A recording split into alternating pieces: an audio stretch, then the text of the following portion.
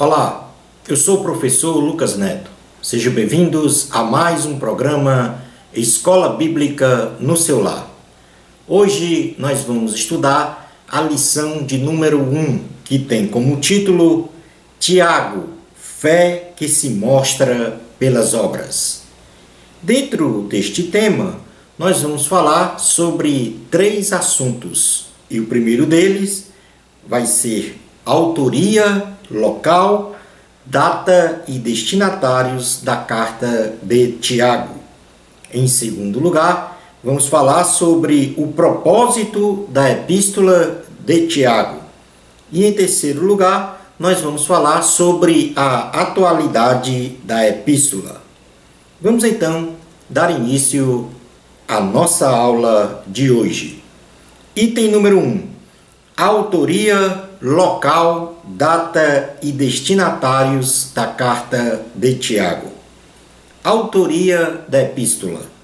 Os estudiosos mais conservadores da Bíblia Sagrada apontam Tiago, irmão de Jesus, como o autor da epístola, devido aos seguintes fatos. Em primeiro lugar, pelo menos em 2 ocasiões, Tiago é apontado como meio-irmão de Jesus. No Evangelho de Jesus Cristo, segundo escreveu Mateus, em seu capítulo 13, versículo 55, diz assim a palavra do Senhor. Mateus, capítulo 13, versículo 55. Não é este o filho do carpinteiro? Não se chama sua mãe Maria e seus irmãos Tiago, José, Simão e Judas? Na carta aos Gálatas, capítulo 1, versículos 18 e 19, Tiago também é mencionado. Gálatas, capítulo 1, versículo 18 e 19, diz assim a palavra do Senhor. Decorrido 3 anos, então, subi a Jerusalém para avistar-me com Cefas e permaneci com ele 15 dias. E não vi outro dos apóstolos senão Tiago, o irmão do Senhor. Portanto, aqui Tiago é apontado como apóstolo e também como irmão do Senhor, considerando assim que Tiago era uma liderança preponderante na igreja de Jerusalém. Conjuntamente com os apóstolos Pedro e João, Tiago liderava a igreja em Jerusalém. E isso nós podemos contemplar no livro de Atos dos Apóstolos, capítulo 15, versículos 13 a 21, diz assim: Depois que eles terminaram, falou Tiago dizendo: Irmãos, atentai nas minhas palavras. Expôs Simão como Deus primeiramente visitou os gentios, a fim de constituir dentre eles um povo para o seu nome. Conferem com isto as palavras dos profetas, como está escrito: Cumpridas estas coisas, voltarei e reedificarei o tabernáculo, caído de Davi, e levantando-se de suas ruínas, restaurá-lo-ei, para que os demais homens busquem o Senhor, e também todos os gentios, sobre os quais tem sido invocado o meu nome. Diz o Senhor que faz estas coisas, conhecidas desde séculos, pelo que julgo eu, não devemos perturbar aqueles que dentre os gentios se convertem a Deus, mas escrever-lhes que se abstenham das contaminações dos ídolos, bem como das relações sexuais ilícitas, da carne de animais sufocados e do sangue, porque Moisés tem em cada cidade, desde tempos antigos, os que o pregam nas sinagogas, onde é lido todos os sábados.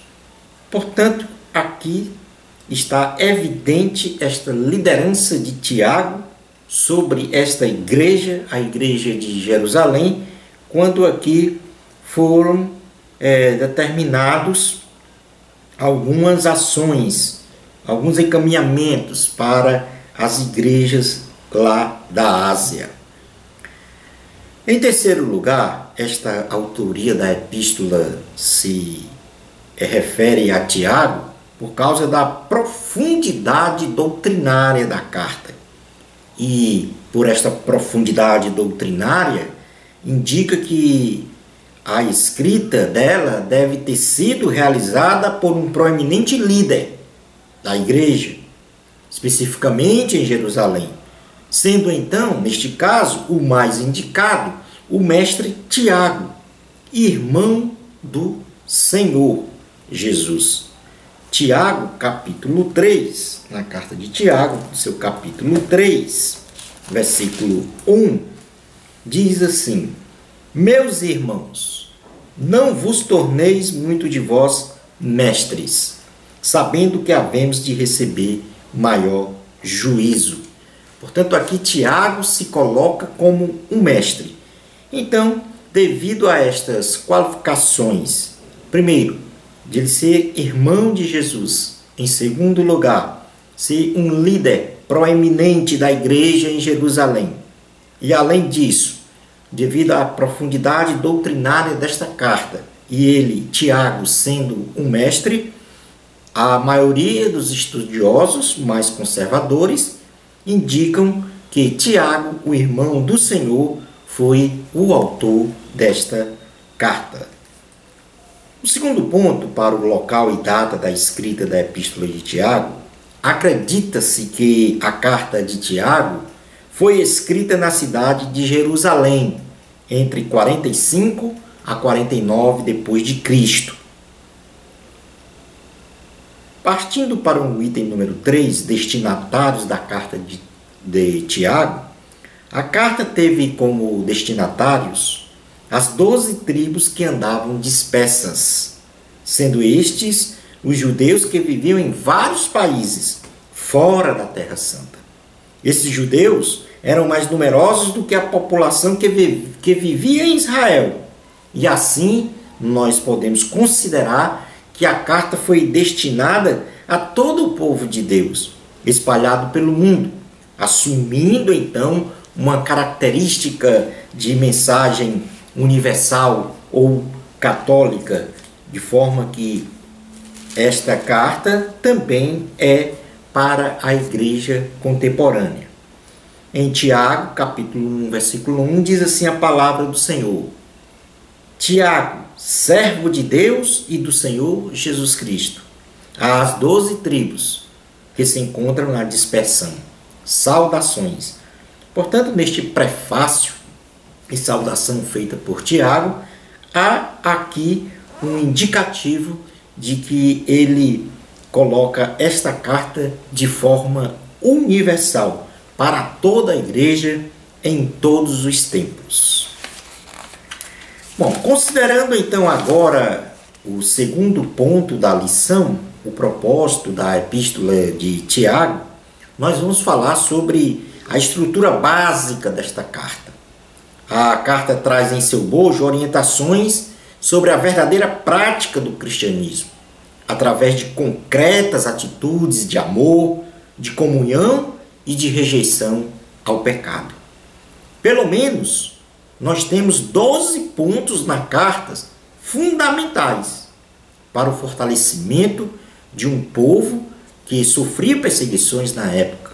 Passemos agora, então, neste momento, a comentar estes 12 pontos base da carta, que também são inerentes à igreja de hoje.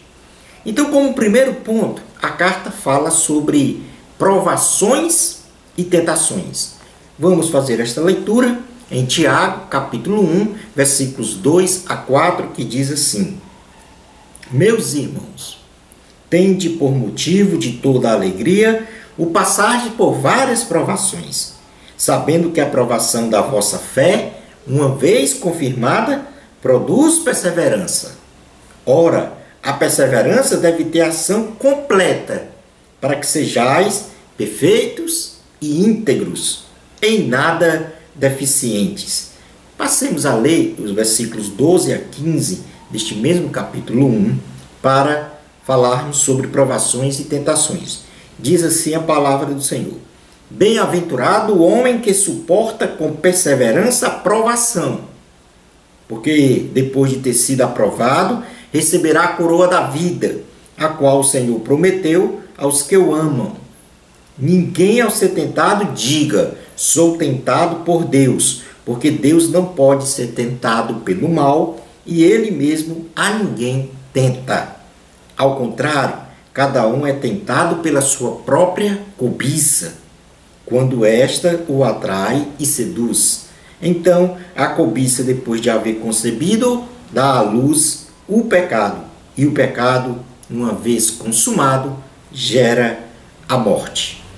Vamos então falar agora aqui um pouco sobre esta questão de provações e tentações.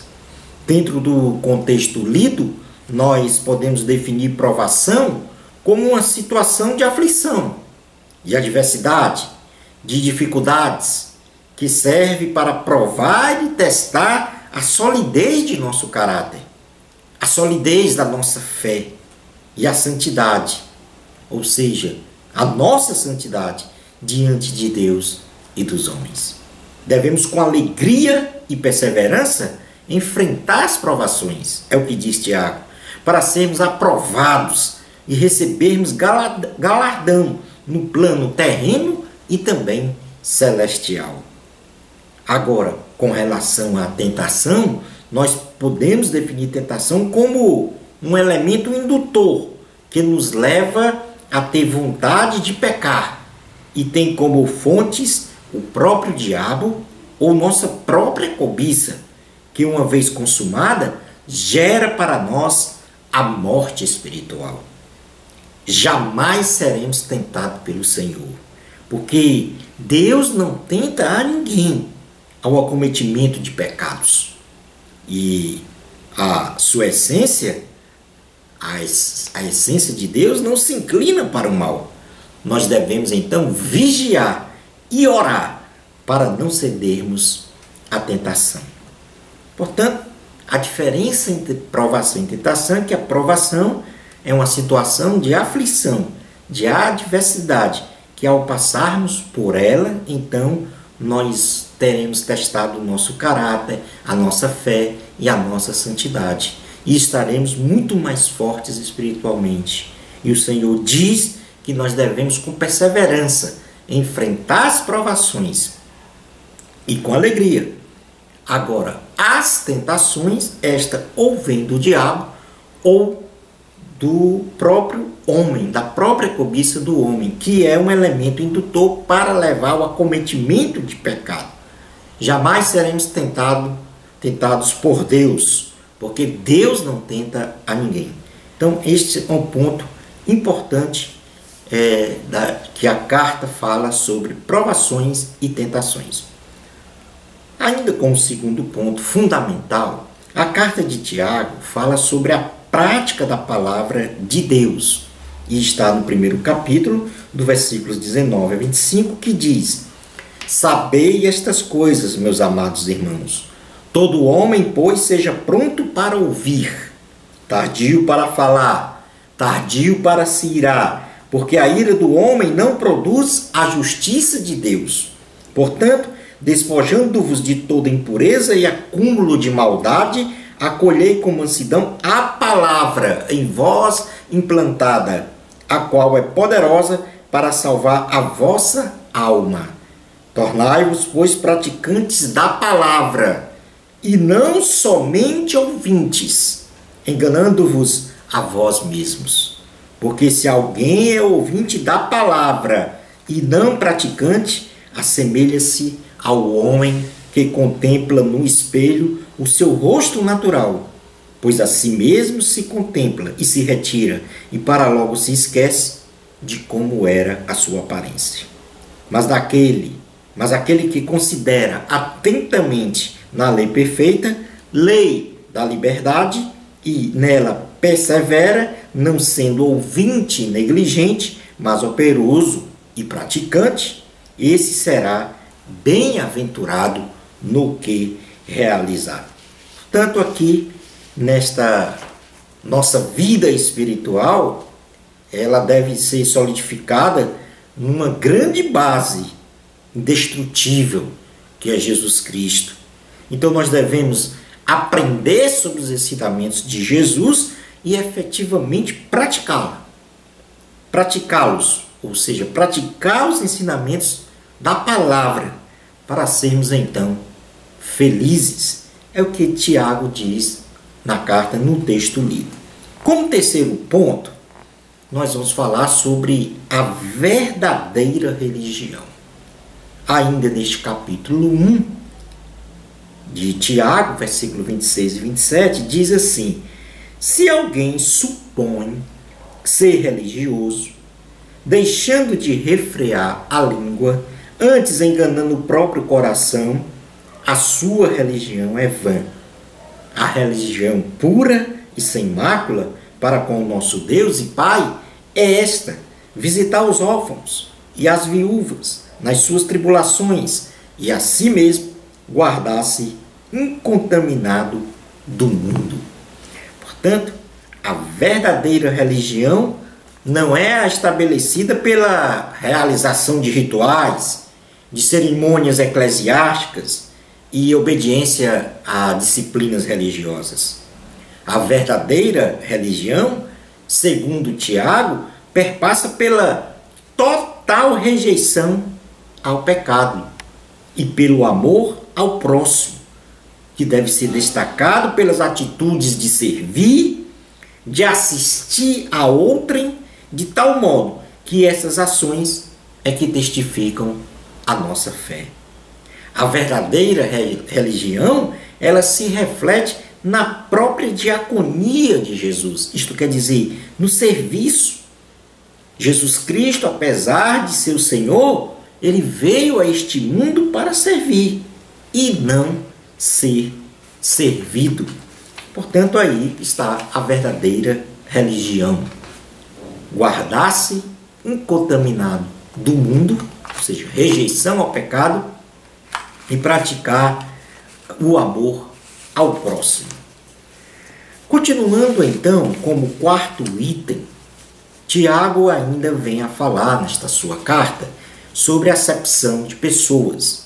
Vamos fazer uma leitura, Tiago, capítulo 2, versículos 1 a 9. Diz assim a palavra do Senhor: meus irmãos, não tenhais a fé em nosso Senhor Jesus Cristo, Senhor da glória, em acepção de pessoas. Se, portanto, entrar na vossa sinagoga algum homem com anéis de ouro nos dedos, em trajes de luxo, e entrar também algum pobre, andrajoso, e tratardes com deferência o que tem os trajes de luxo, e lhe disserdes: tu, assenta-te aqui em lugar de honra, e disserdes ao pobre: tu, fica ali em pé, ou assenta-te aqui abaixo do estrado dos meus pés, não fizestes distinção entre vós mesmos, e não vos tornastes juízes tomados de perversos pensamentos? Ouvi, meus amados irmãos, não escolheu Deus os que para o mundo são pobres, para serem ricos em fé e herdeiros do reino, que ele prometeu aos que o amam? Entretanto, vós outros menosprezastes o pobre. Não são os ricos que vos oprimem, e não são eles que vos arrastam para tribunais? Não são eles que blasfemam o bom nome que sobre vós foi invocado?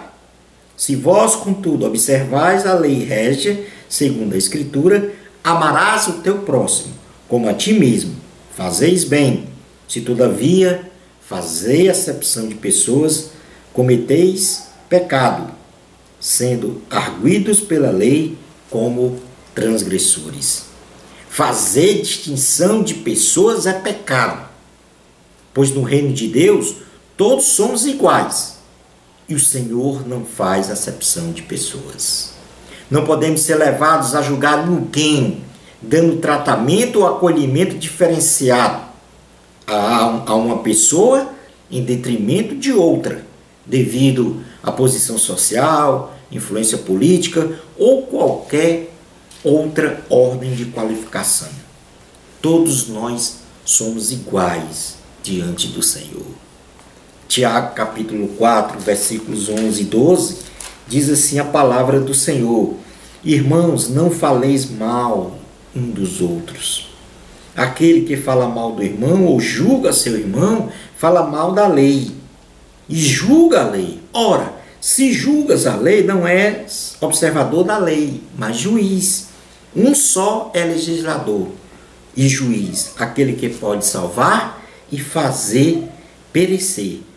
Tu, porém, quem és que julgas o próximo? Faz acepção de pessoas.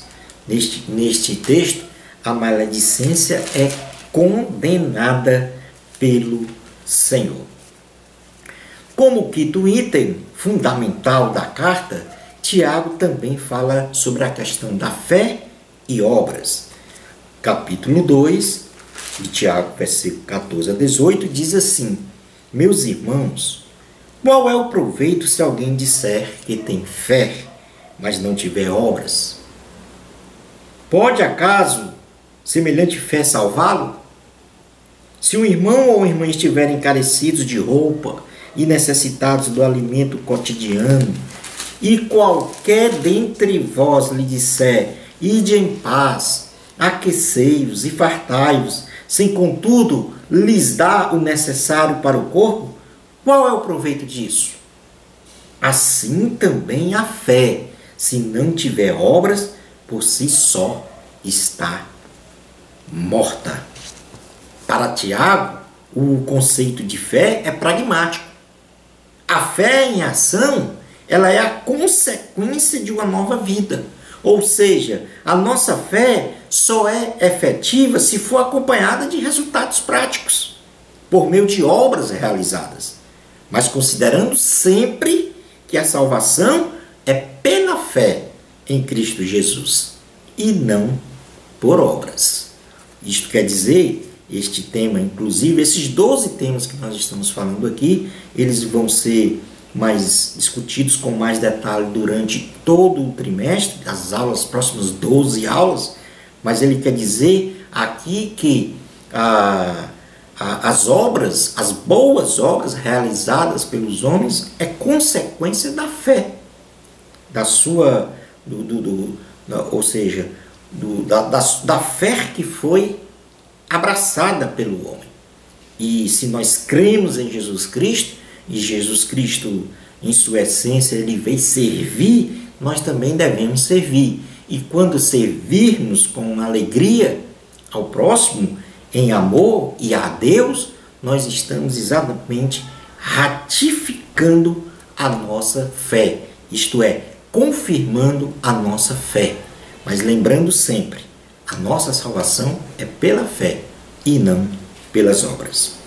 Um outro tema, e o sexto tema que Tiago fala em sua carta, é sobre a língua. Está no capítulo 3, versículos 1 a 12, que nós vamos passar a ler neste momento. Ele diz assim: Meus irmãos, não vos torneis muito de vós mestres, sabendo que havemos de receber maior juízo. Porque todos tropeçamos em muitas coisas. Se alguém não tropeça no falar, é perfeito varão, capaz de refrear também todo o corpo.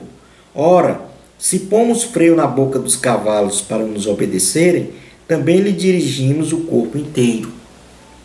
Observai igualmente os navios, que sendo tão grandes e batidos de rijos ventos, por um pequeníssimo leme são dirigidos para onde queira o impulso do timoneiro.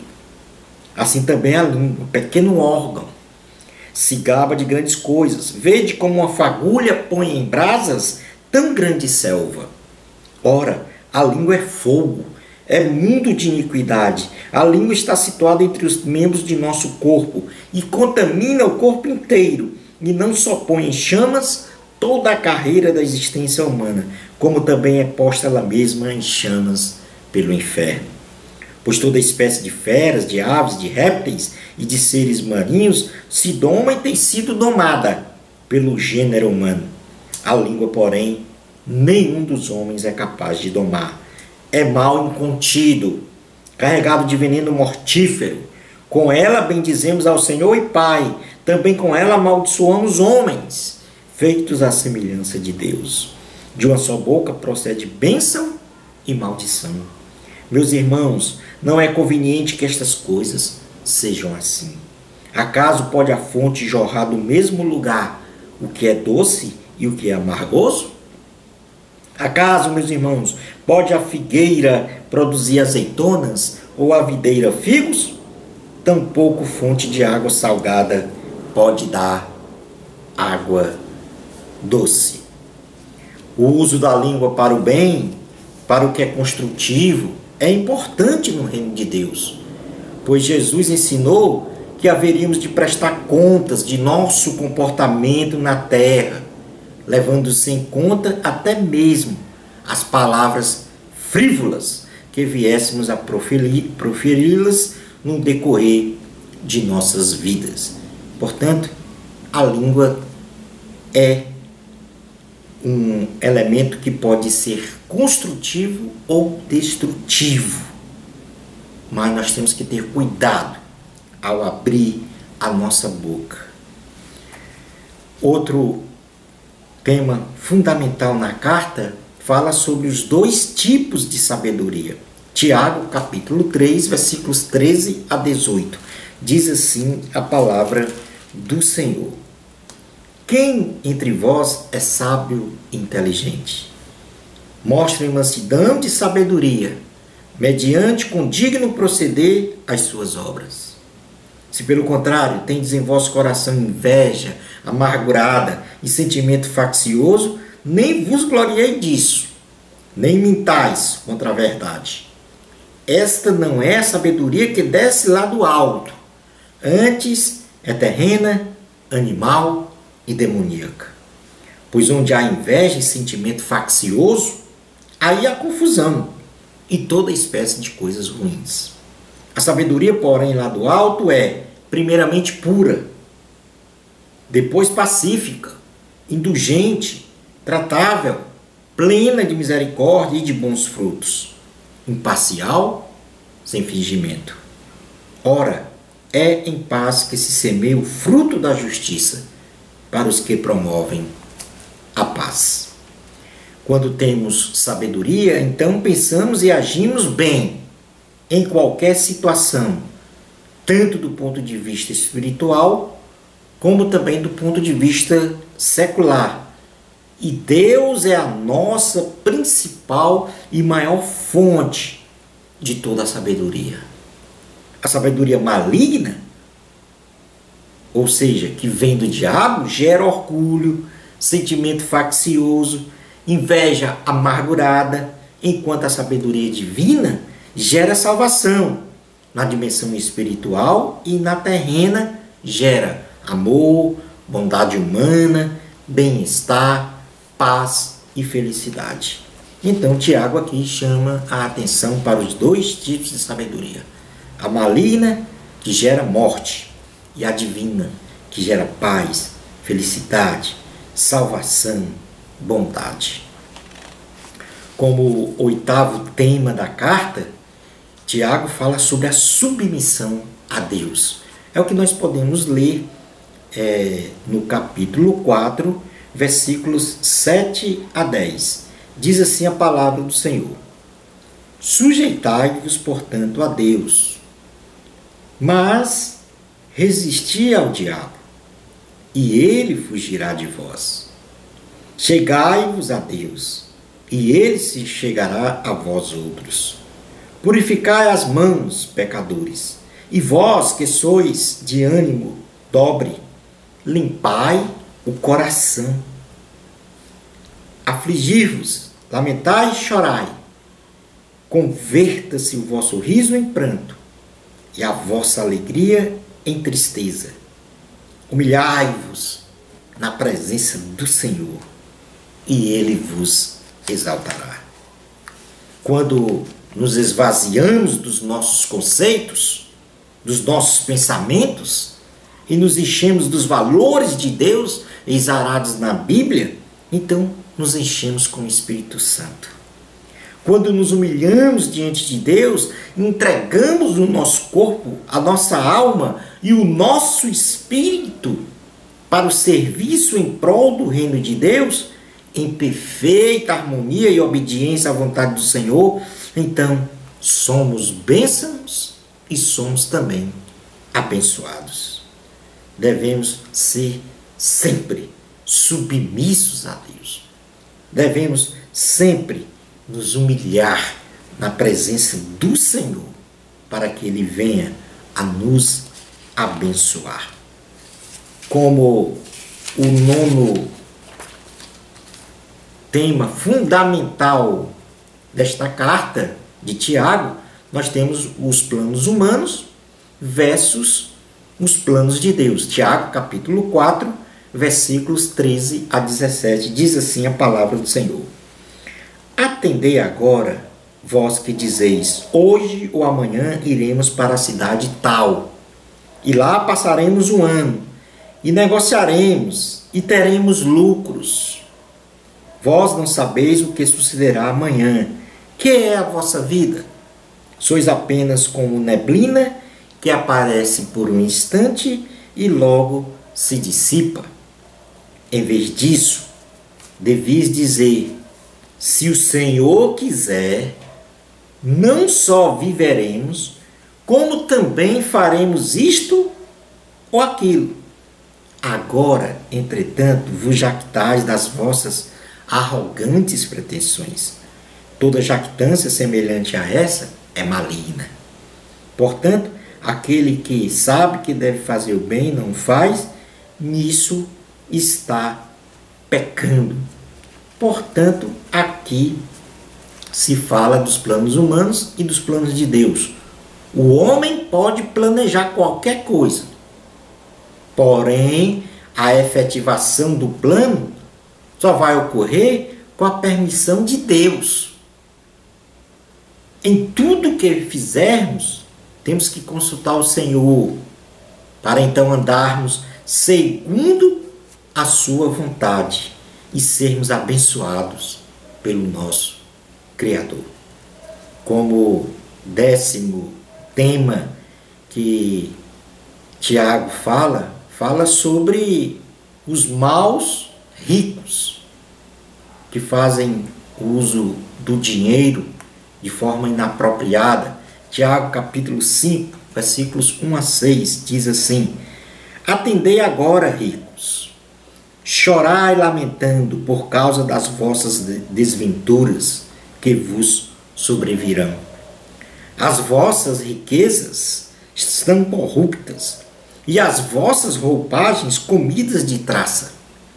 O vosso ouro e a vossa prata foram gastos de ferrugens, e a sua ferrugem há de ser por testemunho contra vós mesmos, e há de devorar como fogo as vossas carnes. Tesouros acumulaste dos últimos dias. Eis que o salário dos trabalhadores que ceifaram os vossos campos e que por vós foi retido, com fraude está clamando. E os clamores dos ceifeiros penetram até os ouvidos do Senhor dos Exércitos. Tendes vivido regaladamente sobre a terra, tendes vivido nos prazeres, tendes engordado o vosso coração. Em dia de matança, tendes condenado e matado o justo, sem que ele vos faça resistência. Então o Senhor fala aqui de uma condenação às riquezas mal adquiridas e mal empregadas. Se o Senhor estabelece a bênção de recebermos bens materiais, que eles sejam utilizados de forma lícita e sempre para o bem, e não as riquezas venham a ser adquiridas de forma espúria, desonesta. Isso é pecado, é abominável diante de Deus. Como o 11º tema que a carta fala sobre a paciência.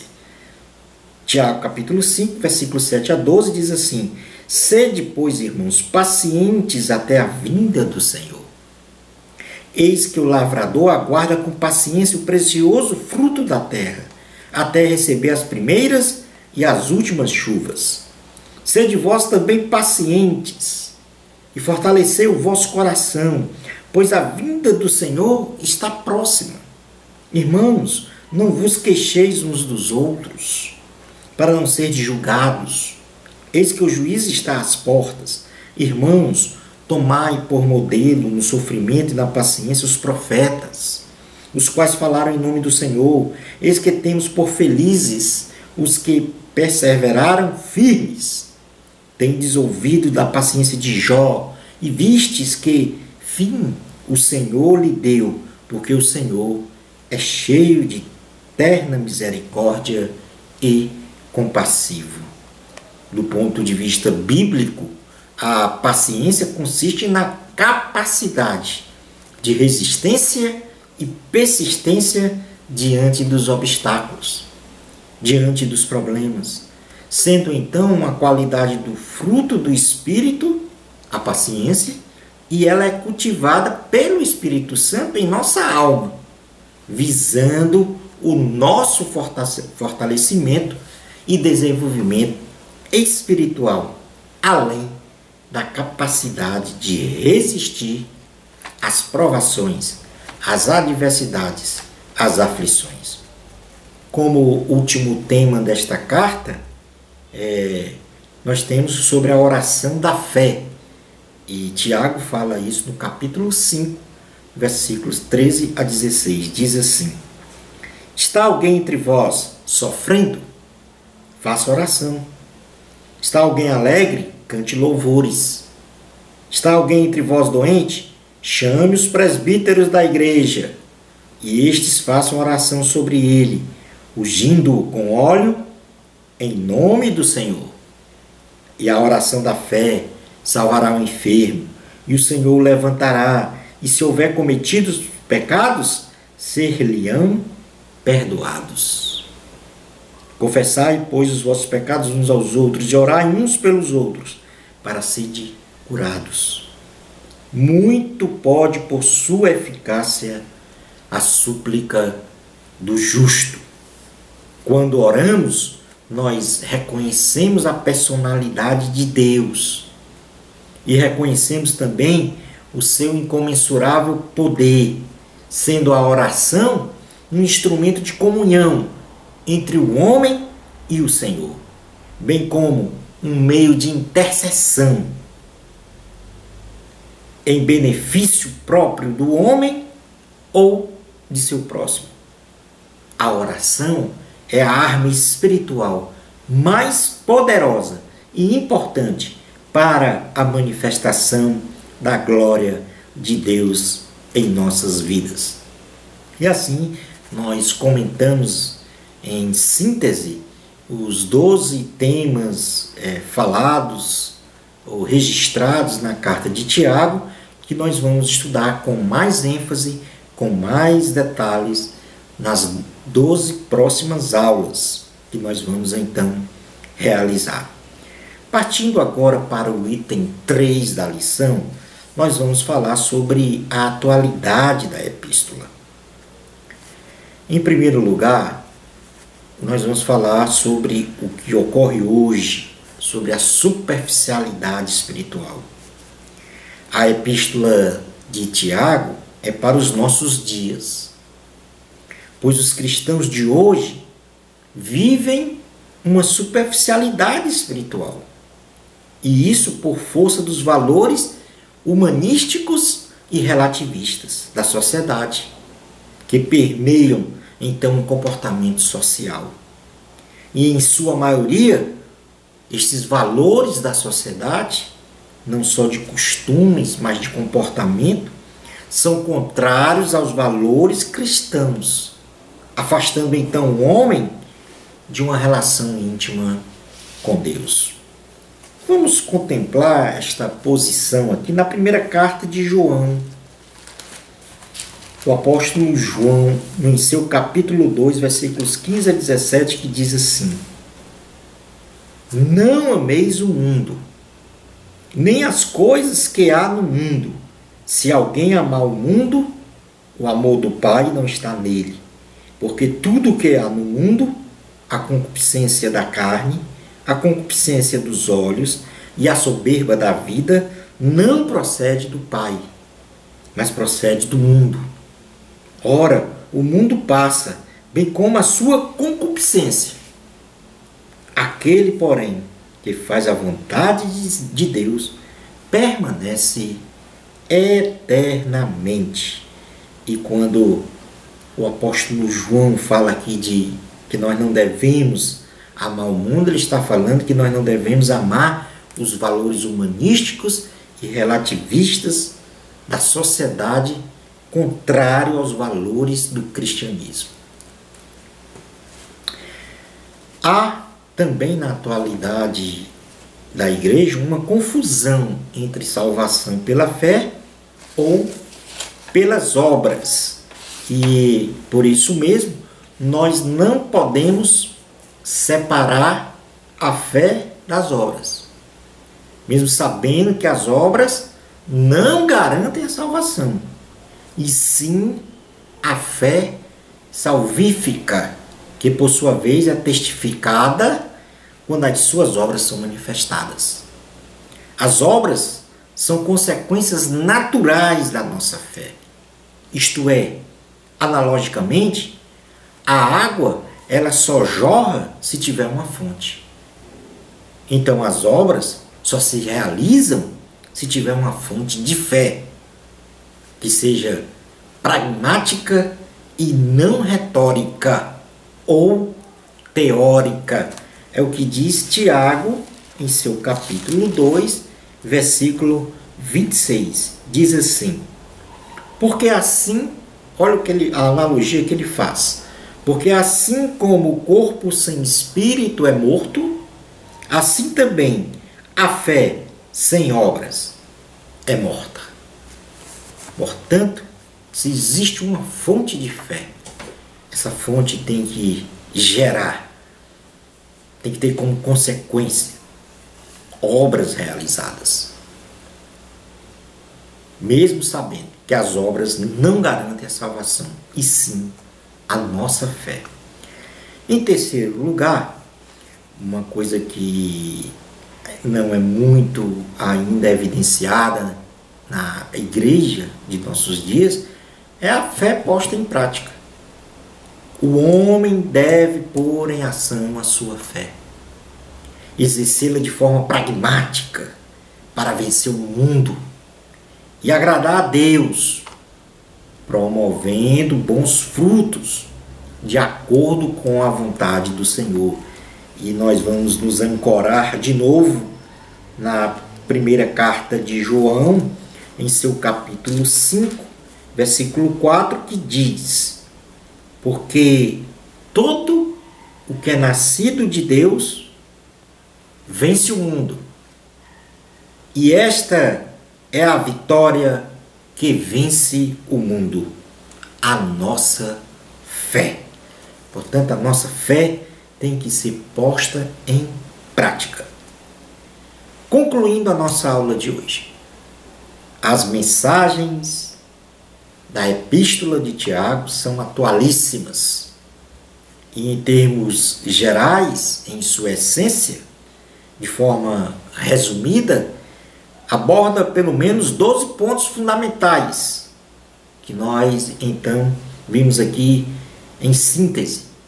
E estes 12 pontos fundamentais é para a compreensão de que não devemos viver uma vida em superficialidade espiritual, isto é, religiosidade, e sim que nós devemos fundamentalmente demonstrar nossa fé através das nossas práticas e das nossas obras.